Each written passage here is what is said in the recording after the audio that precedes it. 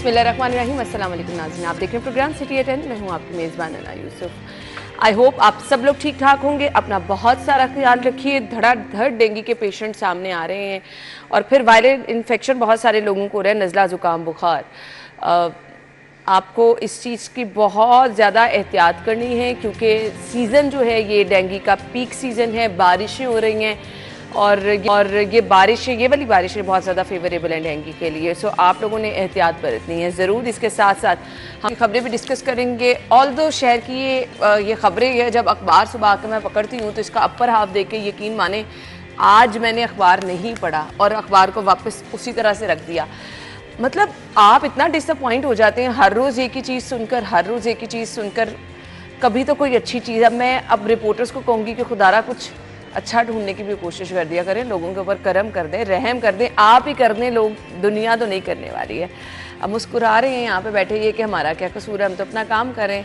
खैर, हमने बढ़ना है आज की टॉप स्टोरीज की तरफ, फिर आएंगे अपने रिपोर्टर्स की तरफ। खबर क्या है? दूध, दही, दालें, चावल, रोटी महंगी, सरकारी निकनामे पर अमल दरामद चैलेंज।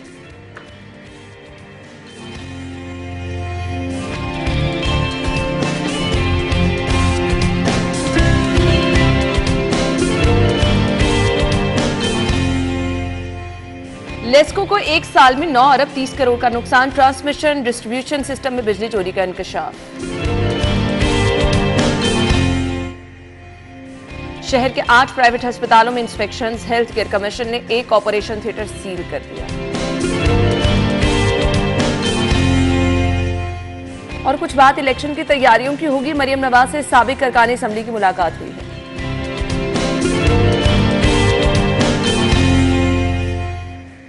Welcome back. हमने बढ़ना है आज की खबरों की डिटेल्स की तरफ। शाहिद सिप्रा साहब और इमरान यूनिस ने आज हमें ज्वाइन किया है, अपने शो में वेलकम कहेंगे। अस्सलाम वालेकुम। वालेकुम अस्सलाम। महंगी तरीन चाय है जो शाहिद सिप्रा साहब के आगे रखी है। मैं और इमरान तो कोशिश कर रहे हैं कि चलिए अब इतनी महंगाई में इस चाय को एंजॉय कर ले।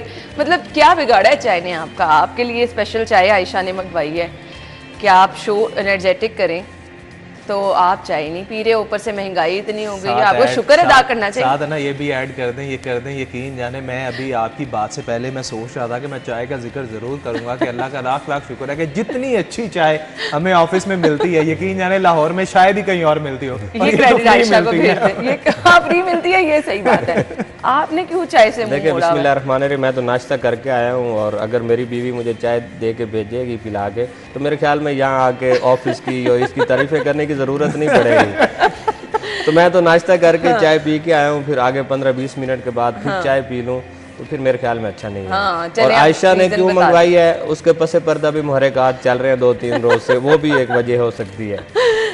तो ये सारी चीज़ें हैं, लेकिन चाय पे ही हम डिबेट कर लें तो आज सुबह मैं घर पे बैठा था तो अम्मी भी बैठी थी, मैं नाश्ता कर रहा था तो अम्मी से मैंने कहा अम्मी 10 रुपये फी किलो के हिसाब से दूध का रेट बढ़ गया है। तो अम्मी मुझे कहती हैं कि साथ में चाय का रेट भी बढ़ा है, तुम्हें पता है? मैंने कहा नहीं। कहते मैंने कल टीवी पे देखा है कि 400 रुपये फी किलो के हिसाब से अंदाज़ा करें आप।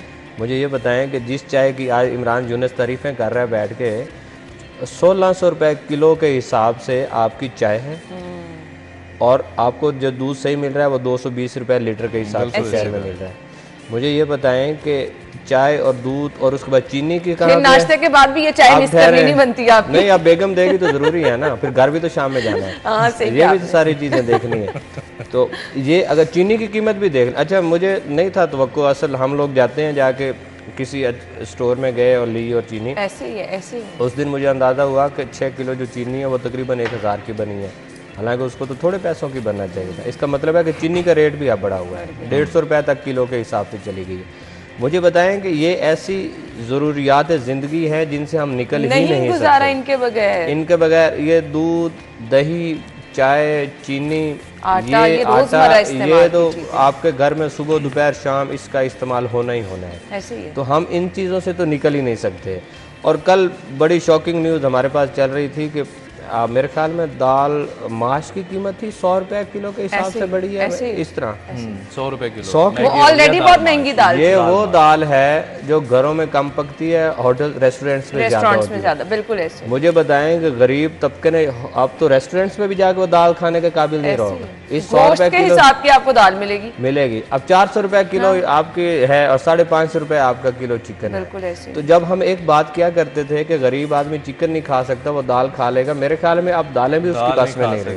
बिल्कुल सही कहा। अब आटे की कीमत देख लें, आप किसी आप तो खैर नहीं जाती, वो तो खातून खाना जो जाती हैं या जिनके हम लोग जाते हैं बाजार में, आप किसी गोश्त वाले से बात करें आपको अंदाजा होगा उनके फिंगर टिप्स पे रेट होते हैं कि आटे का थैला कितने रुपए का है, किलो चीनी क्या चल रही है। क्योंकि जिसने रोजाना उजरत कमानी है, जिसको रोजाना उजरत मिलेगी, उसने रोजाना उसका खर्च करना है, उसका रोजाना ही बजट डिस्टर्ब होगा। 10 रुपया भी बढ़ेगा तो उसको डिस्टर्बेंस आएगी उसके बजट में।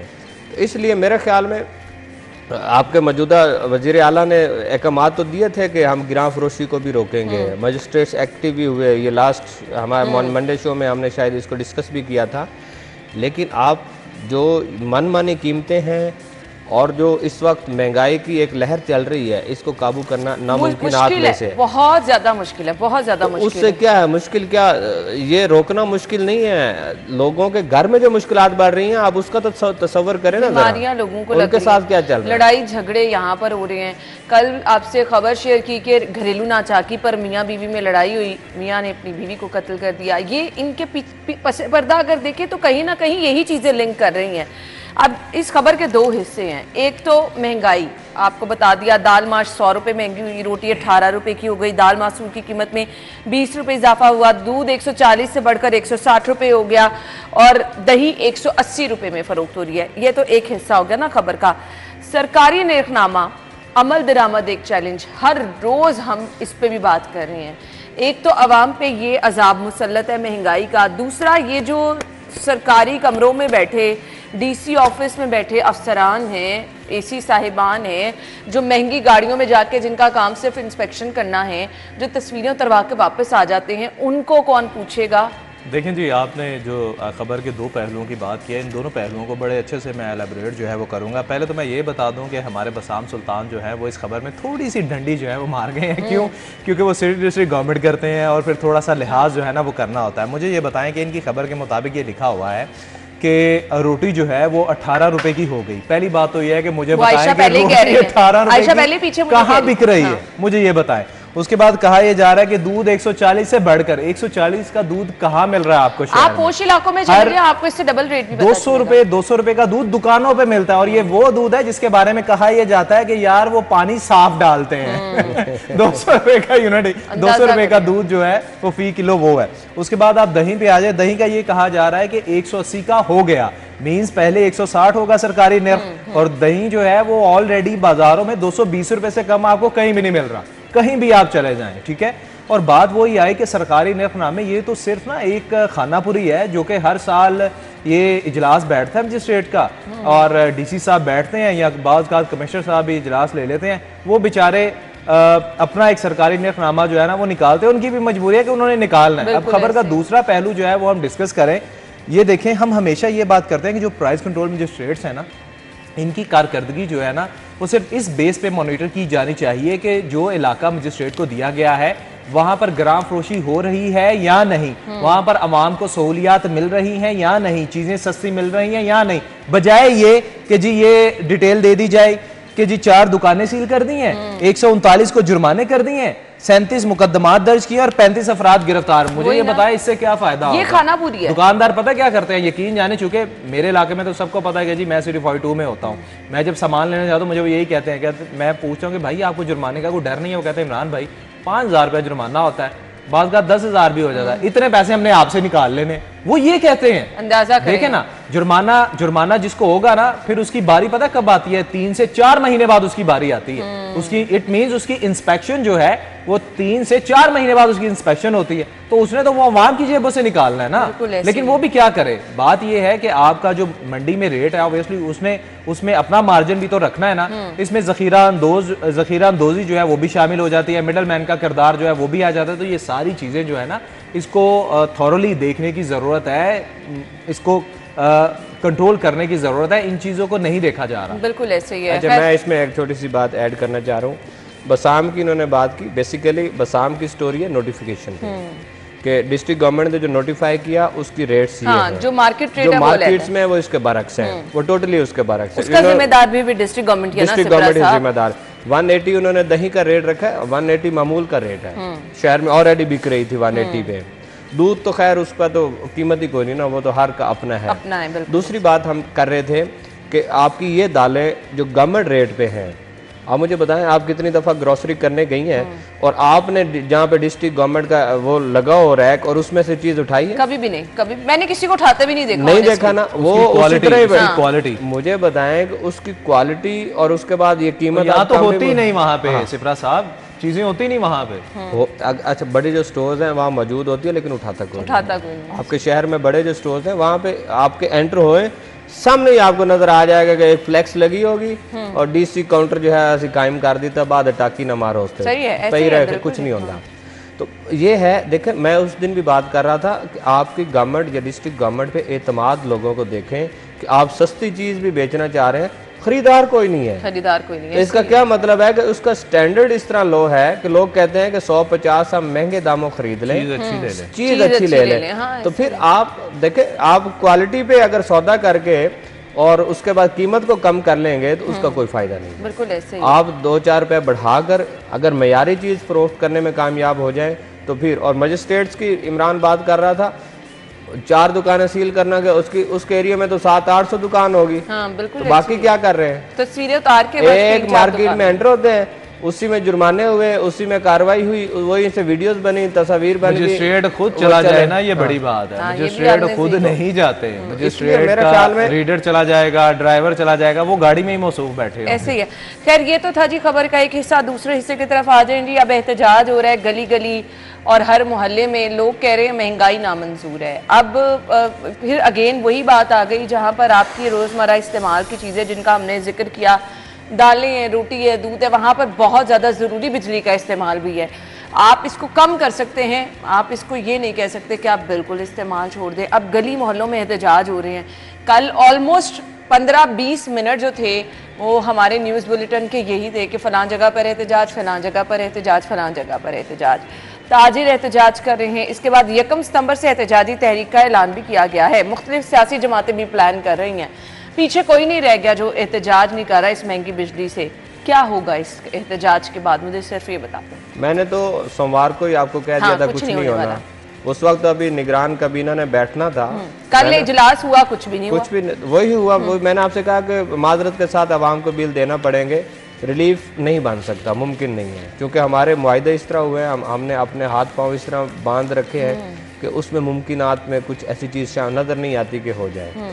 आप एहतजाज कर लें, सड़कें बंद कर लें, टायर जला लें, जो मर्जी कर लें, इस बिजली की कीमत जो हमने टैरिफ जो किया है इसको हम नहीं निकल सकते इससे। शायद सिप्रा साहब, वो जो आवाम को रिलीफ था किस्तों की सूरत में, वो भी वापस ले लिया। अब ये जुल्म क्यों किया गया है? किस्त में भी रिलीफ नहीं है।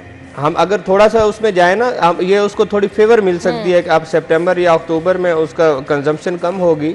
आज आप कह रही हैं कि बिजली का इस्तेमाल कम करें। 3 महीने पहले यहाँ बैठ के मैंने बात की और आपने मुझे तनकीद का निशाना बनाया। बिल्कुल है, मैं एग्री करती हूँ। लेकिन आज लोग कम करना शुरू हो गए हैं। लेस्को का सिस्टम बता रहा है कि लोगों की जो कंजम्पशन है उन्होंने कम कर दिया है, बिजली का इस्तेमाल कम किया, उनका लोड बता रहा है कि वो लोड कम हो गया। मुझे बताएं कि आज किस्त अगर एक बंदे को आपने करके दी है 9-10 हज़ार की, अगले महीने फिर उसका 20,000 बिल होना है, 10,000 ये मिल जाएगा 30,000। आज अगर वो 20,000 देने के काबिल नहीं है, अगले महीने वो 10,000 किस्त और 20,000 उसका करंट बिल 30,000 देने के काबिल होगा? बिल्कुल नहीं होगा। यानी वो फिर सिलसिला रिलीफ का मतलब ये था कि आप सब्सिडी दें, आप लोगों को कोई इस तरह के 300 यूनिट्स तक, बहुत सारे हमारे लाखों की तादाद में कंज्यूमर्स हैं, गरीब मतवसत तबका उसमें फाल करता है, आप उनको दें रिलीफ कि आपको टैक्सीज का सिर्फ दे दें कि टैक्स हम आपसे कलेक्ट नहीं करते, चलें 40% उनका वो बिल निकल जाएगा।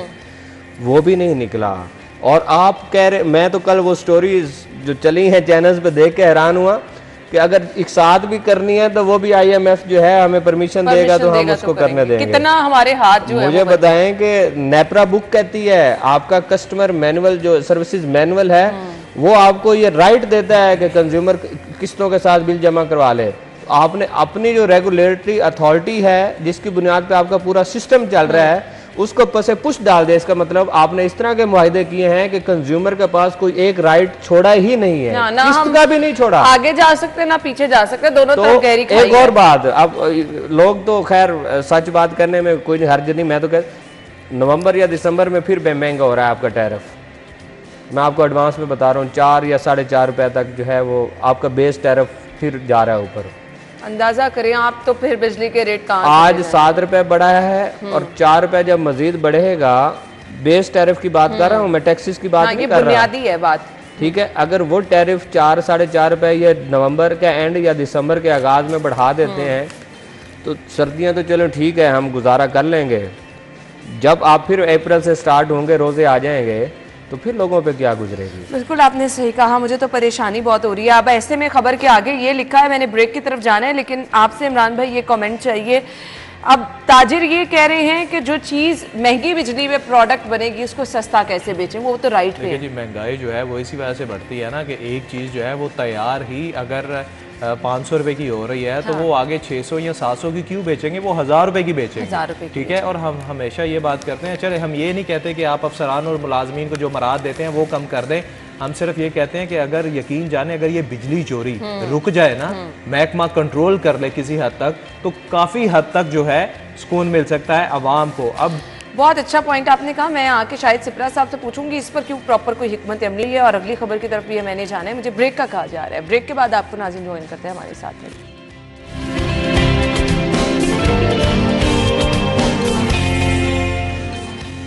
Welcome back once again. और हम गुफ्तगू कर रहे थे महंगाई की और हमने बात छोड़ी थी जी बिजली चोरी पे। अब खबर अगली ये है, ट्रांसमिशन डिस्ट्रीब्यूशन सिस्टम में बिजली चोरी का इंकशाफ, लेस्को को 1 साल में 9 अरब 30 करोड़ का नुकसान, बाकी सारा खमियाजा आवाम पर भुगतेगी। जो इनके करने वाला काम है, जो ये नुकसान है उसका खमियाजा कौन भुगतेगा, वो भी आवाम भुगतेगी।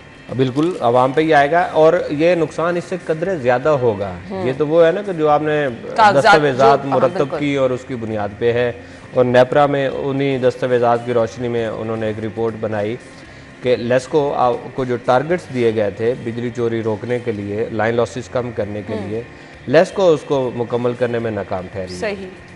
आप मुझे बताएं कि इनको टारगेट मिला 9% तक लाइन लॉसेस डाउन करने हैं और आप रुके हुए 11 कुछ पे, 40 या 45 पे रुके हुए हैं। 2.42% का आपका लॉस लेवल है, वो कम नहीं हो रहा, तो 9.5 अरब का आपको साल में नुकसान हो रहा है। ये नेपरा कह रही है, उनकी रिपोर्ट कह रही है। मुझे बताएं कि ये 9 अरब जो बिजली चोरी की मद में चला गया, नुकसान हो गया कंपनी को, तो कौन जिम्मेदार है? वही तो मैं कह रही हूँ ना, फिर आपके मुतल्लिका ऑफिसर जिम्मेदार हैं जिन्होंने बिजली चोरी को रोकना है। उनको क्या लगे, उनको मुफ्त बिजली मिल रही है, वो इस्तेमाल कर रहे हैं, ठंडे कमरों में बैठे हैं, वो क्यों बिजली चोरी पर काम करें? देखें, जिम्मेदारी तो बेसिकली उनकी यही है। उनको अगर ठंडा कमरा दिया गया है, मराद दी गई, गाड़ी दी गई, पेट्रोल दिया गया, फ्री सप्लाई की सहूलत दी गई, तो उनका काम यही है कि रियासती इदारों को चलाना है। बिल्कुल। या रियासती इदारों को चोरों के मरहूने मिन्नत तो नहीं छोड़ देना। बिल्कुल। हम और आप तो जाके कार्रवाई नहीं कर सकते, हमारा तो इस्तेहकाक ही नहीं है। बिल्कुल। राइट्स किसके पास है? राइट्स उन्हीं के पास हैं जिन्होंने कार्रवाई करनी है। अगर वो भी अपने कमरों तक महदूद हो जाएं और उनकी रेगुलेटरी अथॉरिटी कहे कि आप अपने टारगेट्स को मीटअप नहीं कर रहे और कंपनी को नुकसान हो रहा है, उसके बावजूद कंपनी में लोगों को चलाए जाएं और कंज्यूमर्स पर बर्डन डाला जाए, तो मेरे ख्याल में ये मजीद खसारा अब बढ़ेगा। अब देखिएगा, जो टैरिफ हमारे पास आ रहा है, ये अच्छी बात नहीं है जो मैं करने लगा हूँ, लेकिन इसकी वजह से बिजली चोरी की शरह बढ़ेगी, लोग बिजली चोरी की तरफ जाएंगे उसकी। और आपके जो मीटर रीडर्स हैं, जो रीडिंग सेक्शन है, वो आपको बिजली चोरी की तरफ और वो लेके जाएंगे और उनकी जो मंथली है उसकी कीमत बढ़ेगी। आप अगर पहले 20,000 दे रहे हैं तो अब आपको 40,000 रुपया देना पड़ेगा। उसकी क्या वजह है कि आप पता है कि आपने 2 AC चलाने, 1.5 लाख रुपया बिल नहीं दिया जाना आपसे, आप 30-40 हज़ार रुपया दे के आप उससे निकल जाएंगे। अच्छी बात नहीं है, चोरी नहीं होनी चाहिए, किसी जगह पे भी नहीं होनी चाहिए, लेकिन आपके मौजूदा गवर्नमेंट की पॉलिसियाँ, मौजूदा टैरिफ, बिजली की कीमत में इस कदर इजाफा, फिर ऊपर से लाइन लॉसेस, बिजली चोरी का बढ़ने में आपके लिए ये सारी चीज़ें बड़ी सूदमंद साबित होंगी और अल्टीमेटली नुकसान किसको होगा? आम जो कंज्यूमर है, जो आपसे बिजली ले रहा है। बिल्कुल। और उसका अगर नुकसान होगा तो बराह रास्त जो आपका खजाना है, आम कंज्यूमर फिर क्या करेगा? ये हमारे सामने आम कंज्यूमर भी बैठे हैं, क्या कर सकते हैं? भाई मैं आपको ना बताता हूँ, वापडा का हकीकी मानों में अगर कोई DNA कर सकता है ना, तो ये बैठे हैं। हाँ, बिल्कुल। ठीक है, इन्होंने हर चीज़ जो है ना वो खोल के रख दी है। ये बड़ी बात है कि इन्होंने सारी चीज़ें जो है वो सामने बता दी हैं और हकीकत ही यही है। देखें, बिजली चोरी जो होती है ना, उससे वापडा को नुकसान नहीं होता, ये बात याद रखिएगा। नुकसान किसका होता है? आम सारिफ का। सही बात अब है। ये साहब जो हैं ये सिर्फ अपना घर चलाते हैं, मेरी फैक्ट्री है, बिजली चोरी कौन करेगा? मैं करूंगा।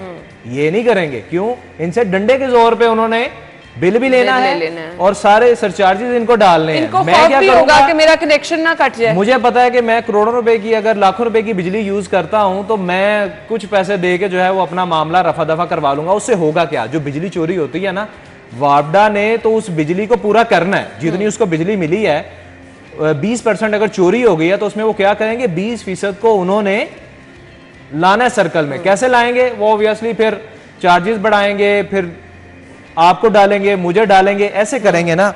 अब मैं आपको इसकी एक छोटी सी मिसाल जो है ना वो मैं देना चाह रहा हूँ। मैंने कल फेसबुक पे ये चीज़ डाली थी। मैंने ये 2 चीज़ें जो है वो मैंने डिस्कस की थी कि पानी के बिल की कीमत में 110% इजाफा जो है वो किया गया है। 2810 रुपए के बिल में 1500 का पानी है, बाकी टैक्सेस हैं। ये है वासा का। अब बिजली की तरफ आ जाए कि बिजली के बिल में 353 यूनिट इस्तेमाल करने पर 6500 के टैक्सेस हैं। 6500 के सिर्फ टैक्सेस हैं। और ये साथ मैंने वो बिल की तस्वीरें लगा के बताया कि भाई, मैंने कहा भाई ये अच्छा। दूसरी चीज ये है, मुझे समझ नहीं अगर आप लगती, बिजली कम भी इस्तेमाल कर लेंगे, टैक्स आपका हर सूरत आपको पे 353 करना यूनिट पे 6500 रुपया टैक्स। हाँ। और वो टैक्स क्या है वो सुन ले। मुझे समझ नहीं लगती, शायद ये ज्यादा बेहतर बता देंगे कि एक बंदा फाइलर है, मुझे बताएं कि अगर वो फाइलर है तो वो बिजली इस्तेमाल करने का टैक्स क्यों दे? वो इस चीज का टैक्स क्यों दे कि आपके ग्रिड स्टेशन से जो बिजली मीटर तक आ रही है उसका टैक्स क्यों दे? भाई शायद से सब क्या रीजन जो बिजली यूज करते हैं उसका टैक्स चले बनता है जी, कि टीवी का टैक्स डाल दिया, फिर वो पता नहीं किस किस किस्म के टैक्स डाल दिए हैं। ग्रिड स्टेशन से जो मीटर में बिजली आ रही है भाई वो तो आपकी जिम्मेदारी है ना, उसका टैक्स हम क्यों दे?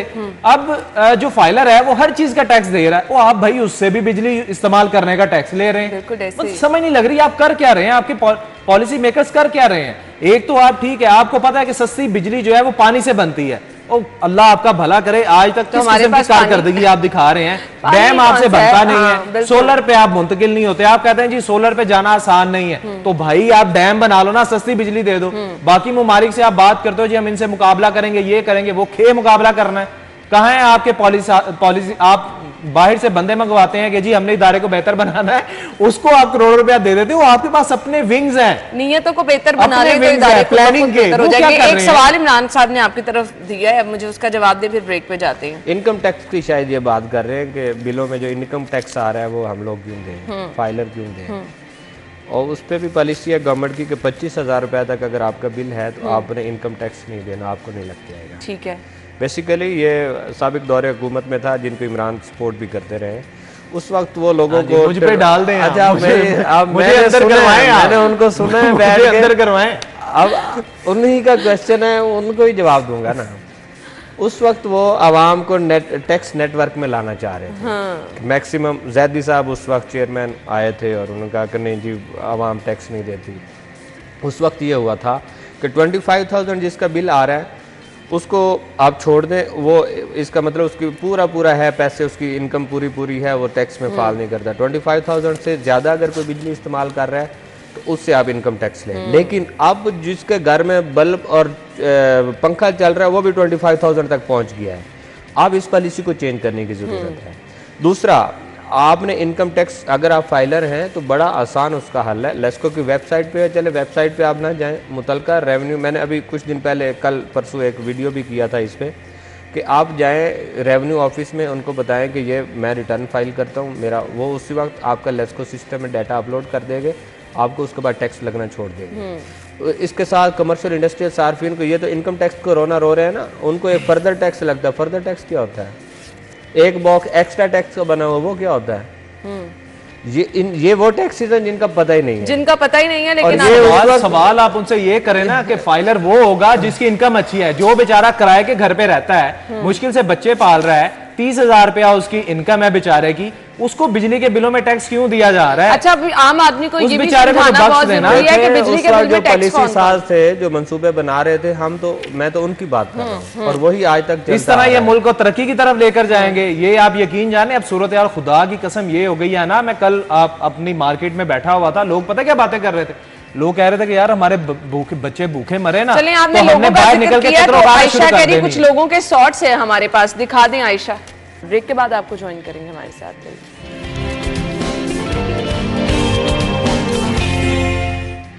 Welcome back. Finally health care commission को भी ख्याल आ ही गया है जी, एक ऑपरेशन थिएटर सील कर दिया है। शहर के 8 प्राइवेट अस्पतालों की इंस्पेक्शन की गई है। ये भी क्रेडिट निगरान वजीर आला साहब को जाता है, उन्होंने ये सिलसिला शुरू किया तो किसी को ख्याल आ ही गया कि हमने अस्पतालों की इंस्पेक्शन भी करनी है। सो ये एक ऑपरेशन थिएटर सील हुआ है ना, तो मैं दावे से कह सकती हूँ कि आप इस टाइम किसी भी सरकारी हॉस्पिटल के ऑपरेशन थिएटर में चले जाएं तो आपको खबर मिलेगी कि सारे के सारे ये ऑपरेशन थिएटर सील हो गए हैं। इमरान भाई, ये देखें, मैं तो हैरान हूँ कि 8 जो प्राइवेट हॉस्पिटल हैं उनकी इंस्पेक्शन जो है वो की गई है और नाकिस में आप ऑपरेशन थिएटर ये प्राइवेट हॉस्पिटल्स की बात हो रही है। आप यकीन जाने ये जो नाम हम बता रहे हैं कि अमार हॉस्पिटल जेल रोड पे, ये बहुत ही बड़ा हॉस्पिटल है और आला पाए के डॉक्टर यहाँ पर मौजूद होते हैं। और उसमें सूरत ये देखें कि उसका ब्लड बैंक जो है उसमें एक्सपायर ब्लड जो है वो पड़ा हुआ, जिस पे उसको सील कर दिया गया। और इसी तरह व्यू हॉस्पिटल जो है इसका मेडिकल स्टोर जायदुल मियाद रखने पे सील किया गया। ये प्राइवेट हॉस्पिटल का आम हाल बंदे है। तक ये रसाई है कि वो चेक करे कि ये ब्लड जो उसको आपको लगने जाने वाला नहीं है, देते, वो आपको रूम से बाहर ही निकलने देते नहीं देते हैं। वो आपको वेटिंग एरिया से बाहर ही निकलने देते। पैसे जो है वो इतने ज्यादा लेते हैं और उसके बदले में आपको किस किस्म का इलाज मुआवजा जो है वो दे रहे हैं। और हमारी हुकूमतें, मैं हमेशा ये बात करता हूँ कि हमारी जितनी भी हुकूमतें आई हैं ना, उन्होंने ये प्राइवेट माफिया को स्ट्रॉन्ग किया है, लगाम नहीं डाली, इनको स्ट्रॉन्ग किया है। देखें, ये इनके डॉक्टर जो हैं वो वही हैं जो सुबह सरकारी हॉस्पिटल्स में जॉब करते हैं और उसके बाद जाके यहाँ पर प्रैक्टिसेस जो है वो करना शुरू कर देते हैं। बात इस तरह है कि हमारे अगर सरकारी हॉस्पिटल्स में इलाज मुआवजे की सहूलियात बेहतर हों, जगह ज्यादा हो, बेड ज्यादा हो, अद्वियात मिलती हो, सहूलतें मिलती हो, फिर लोग क्यों उधर जाएं? साबका हुकूमतों ने क्या किया, मिली भगत के साथ जो है वो प्राइवेट माफिया को स्ट्रॉन्ग किया और सरकारी हॉस्पिटल की जो हालत है वो इस निगरान गवर्नमेंट ने कट्टा चट्टा खोल के सामने रख दी है। मैं तो कहता हूं कि हमारी जो सुप्रीम कोर्ट है, आला अदलिया है, उनको चाहिए कि इसका अज खुद नोटिस लें कि भाई आज तक इन सरकारी हॉस्पिटल्स के पास फंड्स भी थे, हर चीज भी थी, फिर भी इन्होंने काम क्यों नहीं किया। अब ये खाली निगरान हुकूमत जो पंजाब की है, इसका काम तो नहीं है कि 3-3, 4-4 घंटे जाके हॉस्पिटल में बैठ के तारे भी चेक करते हैं, कमरे भी चेक करते हैं, बेड शीट्स भी चेक करते हैं। इनका काम तो नहीं है, जिनका काम है वो करते नहीं है। अब बात ये है, सिलसिला तो शुरू हुआ। मुझे आयशा, इमरान भाई कह रही वक्त कम है, मुझे इस खबर की तरफ जाना है क्योंकि मैं सोच रही हूँ कि क्लर्क की ड्यूटी अच्छी है अगर ये कर ली जाए। सर्विसेज हॉस्पिटल का जूनियर क्लर्क है जो कि करोड़पति निकला है। क्या कर रहे हैं हम लोग यहाँ बैठ के, जरा बता दें ये क्या मामला क्या है? देखें, ये करोड़पति है, अरबपति। महाना 57,000 रुपए होने के बावजूद 8 महीनों के दौरान उसके अकाउंट में 1 करोड़ 10 लाख की ट्रांजैक्शन हुई। क्या ये क्या चल रहा है? मतलब आपका एक जूनियर क्लर्क है और उसके अकाउंट में इतने पैसे हैं, क्या रोना धोना आपने भी डाला है? मेरी बात सुने, फंड्स का ही है ना मसला। क्लर्क से हाथ से जानी हर चीज, आपका पैसा, चेक्स, हर चीज वहीं से निकलनी है। तो क्लर्क तो बादशाह होता है, उसी ने ऊपर पहुंचानी है। डॉक्टर्स के घरों तक एसी भी उसी ने लगवाने हैं, गाड़ियां। सर्विसेज अस्पताल का मुलाजिम अरशद भट्ट लैब पर नमूने लाता, ताहम सरकारी खर्च पर टेस्ट किए जाते। एंटी करप्शन की ये रिपोर्ट है।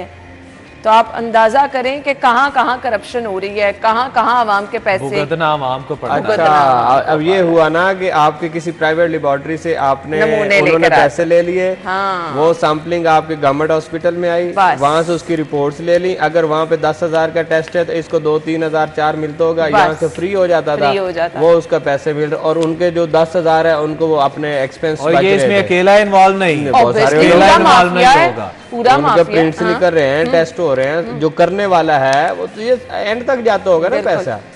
ये एक जगह पे सिलसिला नहीं हो रहा, ना जाने कितनी जगहों पर ये मुझे ये बताएं कि कोई अच्छी, आप देखते हैं इन्वेस्टिगेशन में आता है, मुझे बताएं कि जो नामवर लेबोरेटरीज हैं, अगर इनके साथ इनका कॉन्ट्रैक्ट निकल आए तो आज जो हम कोई बड़ी शॉप बात से नहीं जाते है। हैं। मुझे वाइंड अप करने का कहा जा रहा है। थैंक यू सो मच नाज़रीन, हेडलाइंस के बाद आते हैं।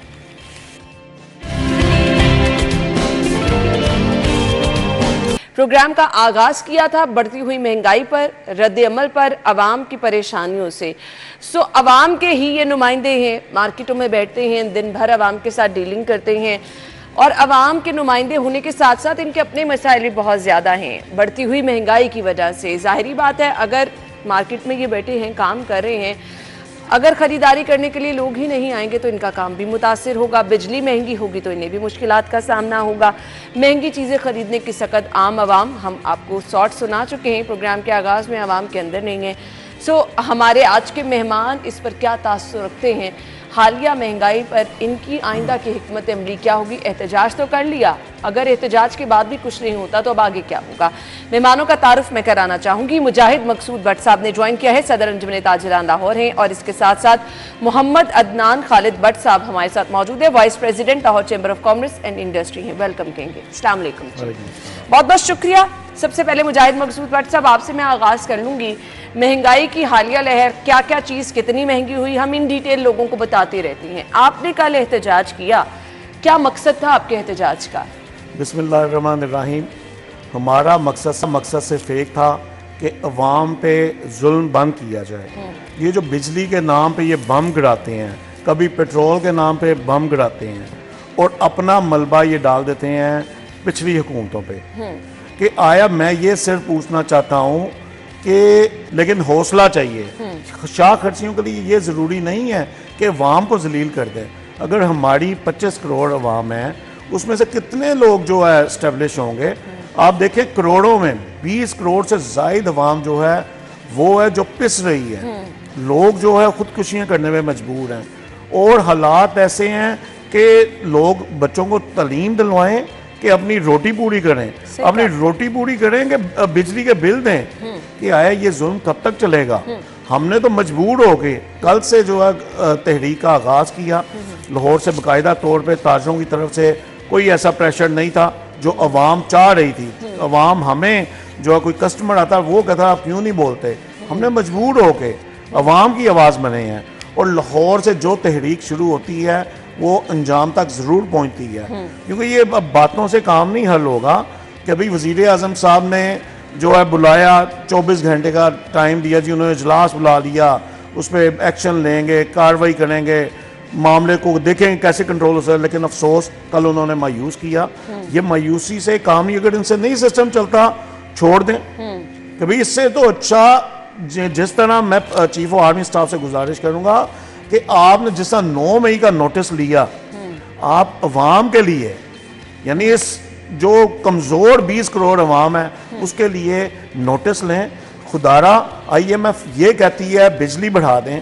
अगर IMF यानी हुक्मरान ये जवाब देते हैं वज़ीर आज़म साहब कि जी IMF के हाथों मजबूर। IMF अगर ये कहती है पेट्रोल बढ़ा दें, IMF ये क्यों नहीं कहती कि ब्यूरोक्रेसी के खर्चे कम करें।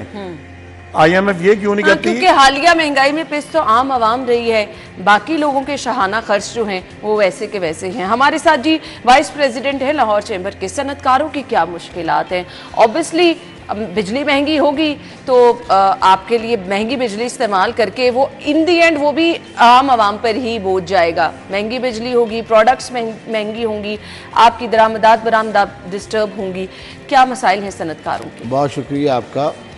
मैं ये समझता हूँ कि जो डिवेल्यूशन है हमारी रुपए की दिन ब दिन कदर का कम होने से, ये तमाम इस माशी पहिए की बुराई का जड़ है। बिल्कुल आपने जिस तरह ये हमारी मईशत सुस्त रवि का शिकार थी, और इसके ऊपर डे बाई डेट बिजली के टैक्सेस के नर्ख बढ़ रहे हैं और हमारा हाई मार्कअप है।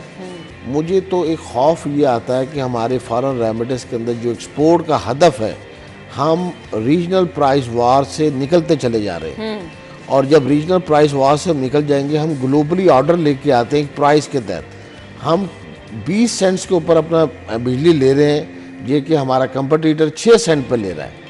तो आप ये अंदाज़ा लगाएं कि हम इसके अंदर हम आगे अपनी मैन्युफैक्चर कॉस्ट जो दिन ब दिन पैदावारी सनती पैदावारी लागत बढ़ती चली जा रही है, तो मईशत का और सनती पहिया चलेगा कैसे। दूसरी बात मैं करना चाहता हूँ कि आपने देखा कि हमारे यहाँ जो सर्कुलर डेट है वो 4 ट्रिलियन पाक रुपीज़ तक क्रॉस कर गया। अब उसके साथ हमें ये भी इस पर रिव्यू करना होगा, जो पावर जनरेशन से हमने कैपेसिटी हम जिसके चार्जेस दे रहे हैं वो उनकी कैपेसिटी वो नहीं। मैं ये नहीं कहता उस हुकूमत के उस वक्त अच्छे फैसले होंगे, पर आज के दौर में हमारे पे कैपेसिटी चार्जेस हैं, हमारे पे फूड एडजस्टमेंट चार्जेस है, हमारे पास इनकम टैक्स है, सुपर टैक्स है, सेल टैक्स है, पीटीवी लाइसेंस टैक्स है।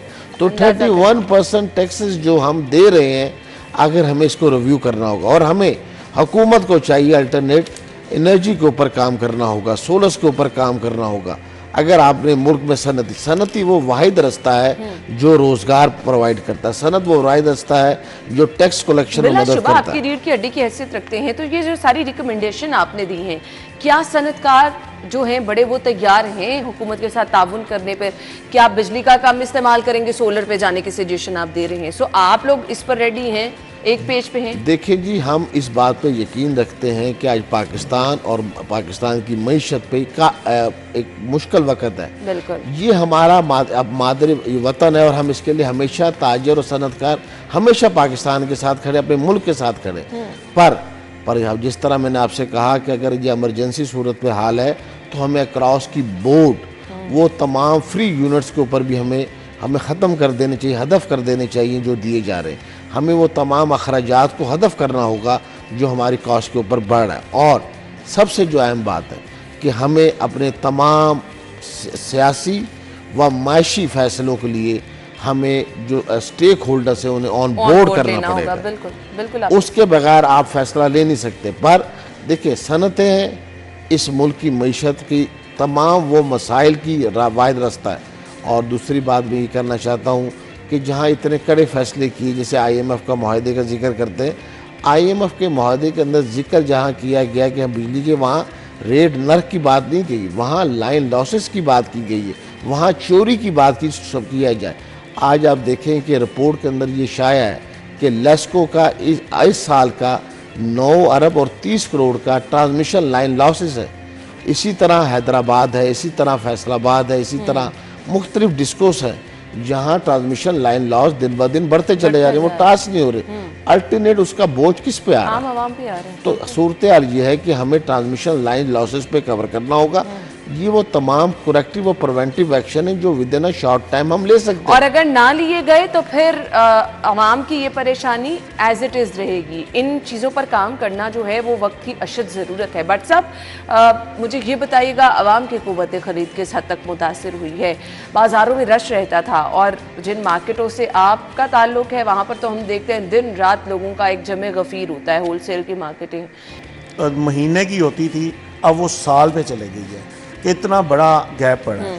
और ये हालात हैं कि इन्हें पॉलिसीज़ बनानी चाहिए कि ताजरों को क्या सहूलत दी जा रही है। तभी इन पॉलिसीज़ बनाने की बजाय कि मराद किसको कितनी देनी है, किसकी मराद कितनी बढ़ानी है। देखें, ये मामला जो है, ये महंगाई, इसमें हर शहरी, यानी आप भी मुतासिर हैं और हम भी मुतासिर हैं। कभी हर शहरी परेशान है, वो ये सोचता है कि मैं अपने घर का बजट कैसे चलाऊं। मोहम्मद अदनान भट्ट साहब, आपने, खालिद भट्ट साहब, आपने सजेशंस दे दी हमें, अब रास्ता भी दिखा दिया।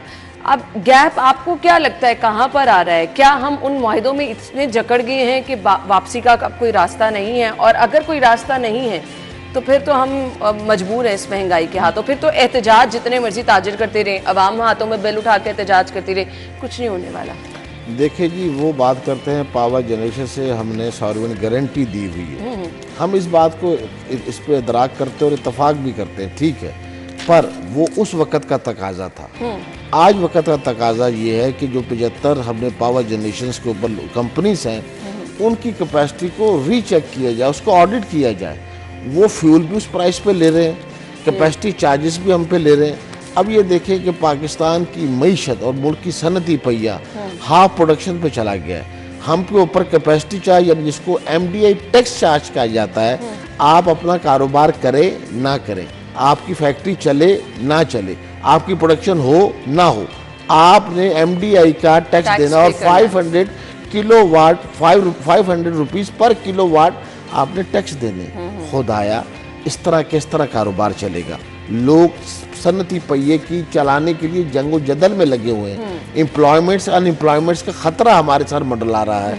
हमारे यहाँ खौफ की ये महंगाई का तूफान खड़ा है, और उसके साथ साथ अगर हमने इस तरह के फैसले, सख्त फैसले ना किए, इसको री ऑडिट ना किया, इसको रिव्यू ना किया, और कैपेसिटी चार्जेस इसी तरह हम देते रहे। देखें, बिजली के नर्ख एक तरफ, 31% टैक्सेस एक तरफ, बिल्कुल। तो ये हमारे ऊपर एक इजाफी बोझ है। और हम आज हुकूमत से बड़ा पुरजोर मुतालबा करता हूँ मैं लाहौर चैम्बर ऑफ कॉमर्स के प्लेटफार्म से, कि हुकूमत को फिलफोर सनती और माशी व तजारती हलकों के हुजम के लिए और उसकी बेहतरी के लिए बिजली के नर्ख और इस पे आए टैक्सों को एक दफ़ा रिव्यू करना होगा या वापस लेना होगा। मोहम्मद अदनान साहब, आप तो ये इल्तिजा कर रहे हैं, लेकिन आने वाले दिनों में हम तो ये सुन रहे हैं पेट्रोल भी मज़ीद महंगा होने जा रहा है, बिजली भी मज़ीद महंगी होने जा रही है। सो तैयारियां ये की जा रही हैं कि मज़ीद आवाम पर बोझ डालना है। ऐसे में ये सजेशंस जो आप लोग सामने रख रहे हैं, फ़ायदा कोई नहीं नज़र आ रहा। नहीं जी, इसमें जो है हम तो बड़ा वाज़िया मैसेज है। हमने जैसा कि कल अपने एहतजाज में भी दिया, आज हम दोबारा यानी हमने एहतजाज रखा हुआ है, जिसमें कल तो सिर्फ एक मार्केट थी कि सिर्फ न्यू आलमगीर मार्केट का एहतजाज था, और आज सूहा बाज़ार, डब्बी बाज़ार, चूड़ी मार्केट, मोती बाज़ार मार्केट और लेदर मार्केट, पानी वाला तालाब, ये तमाम जो है मिल के एक रैली भी जो है निकालेंगी कि जो पानी वाला तालाब से 4 बजे चलेगी और रंगमल चौक तक आएगी और वहाँ आके अपना एहतजाजी मुजाहिरा करेगी। और इसी तरह आज रात हमने रात 8 बजे अपना अंजुमन ताजन लाहौर का इजलास भी बुलाया, तमाम लाहौर की बॉडी को बुलाया, जिसमें हम मशावरत ये करेंगे, ये फैसला करेंगे कि हमने किस तरफ जाना है। ये तो नहीं होगा कि हम अवाम को जो है यानी नढाल छोड़ दें। अवाम परेशान है, हम अगर हमारा गुजारा हो रहा है हम उस पर गुजारा करें। अब ये देखें, शालम मार्केट में यानी 10,000 अगर दुकान है और उसके जो है कम से कम 4 एक दुकान के मुलाजिम ही लगाएं, 40,000 मुलाजिम, ये 50,000 फैमिली कहाँ जाएगी? देखिए, किसी की तनख्वाह यहाँ हम टीवी की हद तक है कि 25,000 तनख्वाह या 22,000 तनख्वाह या 30,000 तनख्वाह, कुछ ऐसा नहीं है, सब झूठ है। बिल्कुल सही कि भाई आया वो अपनी तनख्वाह, अगर उसकी तनख्वाह नहीं बढ़ेगी वो करप्शन करेगा, अगर उसकी जरूरत पूरी नहीं होगी वो जो है कि जुराइम की तरफ जाएगा, और जुराइम बढ़ता जा रहा है। क्यों बढ़ रही हैं? इसी वजह से बढ़ रही हैं। हमने ब्रेक की तरफ जाना है, ब्रेक के बाद आएंगे तो हम मज़ीद का सिलसिला आगे बढ़ाएंगे। आप हमारे साथ ही रहिएगा।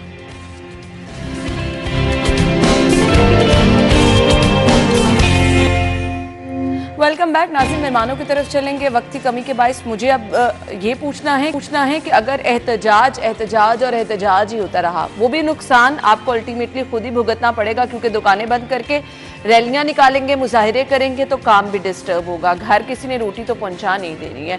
सो बट साहब, मुझे बताइएगा अब क्या एहतजाज के अलावा हिकमत अमली क्या होगी, क्योंकि एहतजाज करके भी अल्टीमेटली ताजिरों का नुकसान ही है। देखिए जी, हमारे ज़ुम्मे सिर्फ कोशिश है, करना अल्लाह ताला की ज़ात ने है। अल्लाह से हम माफ़ी मांगते हैं, क्योंकि वो उलमा कराम से सुना है कि जैसी इमाम वैसे हुक्मरान मुसल्लत कर दिए जाएंगे।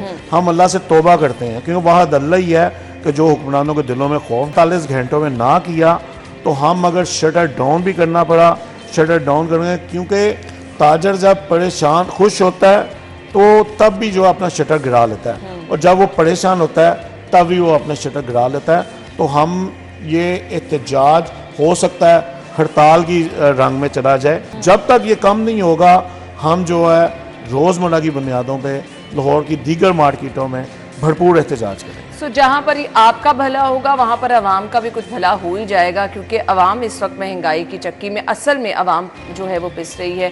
सो ये एहतजाज देखिए आवाम के लिए कितने कारगर साबित होते हैं। मोहम्मद अदनान साहब, आप बताइएगा क्या प्लानिंग है आपकी नेक्स्ट, क्योंकि ये जो हालिया हालात हैं और आगे जो प्रेडिक्शन की जा रही हैं कि पेट्रोल भी महंगा हो जाएगा, अशिया ज़रूरिया भी महंगी हो जाएंगी, ऐसे में उम्मीद कम ही नज़र आ रही है, क्या प्लान है फिर आगे का? देखिए जी, जैसे मैंने आपसे नंबर 2, हमें IMF के खौफ से बाहर आके हमें जो हमारे हाई मार्केट रेट्स हैं बैंकिंग के, वो हमें कम करने होंगे। सनती पहियों को चलाने के लिए अगर गवर्नमेंट ने करेक्टिव प्रिवेंटिव एक्शन ना लिए तो सबसे बड़ा जो मुझे खौफ आ रहा है वो बेरोज़गारी का एक सैलाब ना उमड़ आए। तीसरी बात जो सबसे अहम है कि गवर्नमेंट को आज भी कि ये तमाम सजेशन जो है काबिल गौर है, फ़ौरी इन पर अमल किया जाना चाहिए ताकि कुछ हालात बेहतरी की तरफ भी जाते नज़र आएँ। अलबत्ता मौजूदा सूरत हाल अगर ऐसे ही रही तो बेरोज़गारी भी होगी, लोगों की अमवात भी होंगी, लड़ाई झगड़े भी होंगे और आपको अल्टीमेटली यहाँ पर जराइम का एक गढ़ बनता अपना शहर, अपना मुल्क नज़र आएगा। अल्लाह ताला हम सब पे रहम करे और हालात बेहतर करे। बहुत बहुत शुक्रिया आप लोगों के कीमती वक्त के लिए। नाज़रीन, कल मुलाकात होगी, इजाज़त दीजिए, अल्लाह हाफ़िज़।